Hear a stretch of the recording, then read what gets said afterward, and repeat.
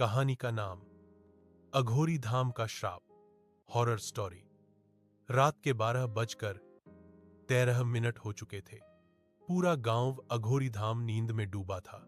बस नदी किनारे का नीम का पेड़ हिल रहा था, जैसे कोई अदृश्य शक्ति उसमें सांस ले रही हो। दूर कहीं से एक बच्चे की हंसी गूंज रही थी, और वो हंसी धीरे धीरे बदल रही थी रोने की आवाज में। खेल जो मौत बन गया। अघोरी धाम के कुछ छोटे बच्चे दिन में गुड़िया गुड़िया खेल रहे थे।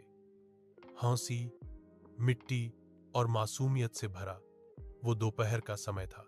तभी गांव की मुख्य सड़क पर से एक मोटरसाइकिल तेजी से निकली और उसके नीचे आ गया एक मुर्गी का छोटा सा बच्चा। वो पलक झपकते ही खत्म हो गया। बच्चे दौड़े। देखा वो छोटा चूजा टूटी गर्दन के साथ तड़प रहा था।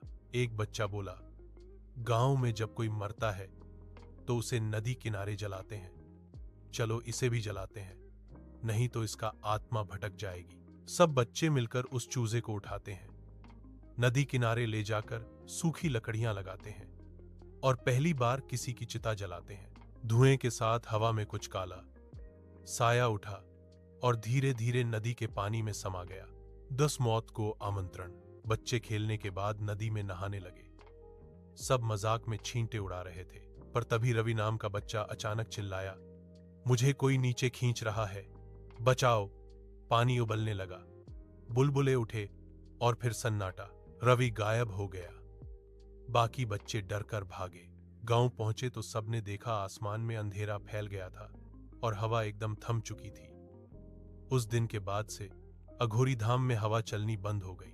दिन में भी ऐसा लगता जैसे शाम उतर आई हो। पक्षी उड़ना बंद और पेहों की शाखों से आवाज आने लगी, मैं मरा नहीं हूं, मैं अभी भी जिंदा हूं। मुझे जलाया गया लेकिन अधूरा हूं। मौत की आवाजें। अब हर हफ्ते गांव में 1 या 2 मौतें होने लगी। कभी खेत में काम करते किसान गिर जाते, कभी बच्चे नींद में दम तोड़ देते। हर बार लाश नदी किनारे ले जाई जाती, जहां चिता जलाने के बाद भयानक आवाजें गूंजती, पानी ठंडा है, आग अधूरी थी, मुझे बचाओ। लोग मंदिर में पूजा पाठ करने लगे। रात को कोई घर से बाहर नहीं निकलता। गांव का नाम अघोरी धाम वैसे ही पड़ा था। कहते हैं यहां पहले तांत्रिकों का डेरा था। बूढ़े का सच। एक दिन गांव का बूढ़ा हरिनाथ काका बोला, जब मैं छोटा था तब भी ऐसा हुआ था। तब हमने एक काल भैरव नाम के तांत्रिक को बुलाया था, उसी ने उस श्राप को रोका था। लोगों ने पूछा, वो तांत्रिक अब कहां मिलेगा? काका बोले, नागवन। उसका गांव यहां से 80 किलोमीटर दूर है। कुछ बहादुर लोग तैयारी करके उस गांव की ओर निकल गए। गांव जाने के बाद गांव वालों ने बताया, बाबा तो 10 साल पहले गुजर चुके हैं, पर उनका बेटा अब वही विद्या जानता है। तांत्रिक का बेटा अग्निनाथ। वो लड़का अब जवान था, गहरी आंखें, काले वस्त्र और मस्तक पर राख का तिलक। गांव के बारे गांव वालों सब कुछ बताया तो अग्निनाथ बाबा ने बोला, तुम्हारे गांव पर किसी मायावी आत्मा का साया है। ये आत्मा न तो इंसान की है न जानवर की। ये एक मिश्रित आत्मा है जो किसी अधूरी मौत से जन्मी है। सब सन्न रह गए। तांत्रिक के बेटे ने आगे कहा, क्या तुम्हारे गांव में यहां से 4-5 साल पहले मोहन नाम का एक लड़का रहता था? गांव वाले बोलते हैं, हाँ, लेकिन उसने तो 2 साल पहले आत्महत्या करी थी और मर गया। तो अग्निनाथ बाबा बोलते हैं, वो मरा नहीं, अभी भी उसकी आत्मा जिंदा है। औरम मोहन के बारे में बताते हैं कि वो साक्षी नाम की लड़की से प्यार करता था, लेकिन जब साक्षी ने उसे ठुकरा दिया तो उसने आत्महत्या कर ली। औरम उसे तुम लोगों ने जलाकर मार डाला। तुमने सोचा वो मर गया, लेकिन उसकी सांसें उस वक्त चल रही थी। इसी कारण वो गांव वालों को मार रहा है।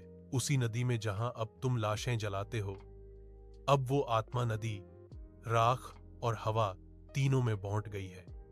उसे शांत करने के लिए जिस साक्षी नाम की लड़की से वो प्यार करता था, उसकी बलि देनी होगी। साक्षी का अंत। गांव में डर की लहर दौड़ गई। लोगों ने कहा, अगर साक्षी की बलि से गांव बचता है तो वही ठीक है। रात को पूरा गांव नदी किनारे इकट्ठा हुआ। गांव की चारों ओर गोमूत्र और राख से सीमा खींची गई। तांत्रिक मंत्र पढ़ने लगा, आसमान में बादल, हवा थम गई और सिर्फ चिता की आग की लपटें चमक रही थीं। साक्षी कांपती आवाज में बोली, मैंने कुछ नहीं किया, मुझे मत जलाओ। पर किसी ने नहीं सुना। मंत्र तेज हुए, आग ऊंची उठी और अचानक बिजली गिरी। चिता बुझ गई। अगले ही पल साक्षी जमीन पर गिरी। उसकी आंखें खुली हुई थीं और उसके पीछे वही काली परछाई खड़ी थी जो उस दिन नदी में समाई थी। अंत या शुरुआत? सुबह होते ही गांव में 3 नई लाशें मिली और नीम, पीपल, इमली तीनों पेड़ों से फिर वही आवाज आई, अब मेरी बारी है, अधूरी आग जलती रहेगी। अघोरी धाम में आज भी हवा नहीं चलती और रात को नदी किनारे से किसी लड़की की चीखें सुनाई देती हैं। कहते हैं वो साक्षी नहीं, बल्कि वो आत्मा है जिसने सबकी आत्माओं को बांध लिया है।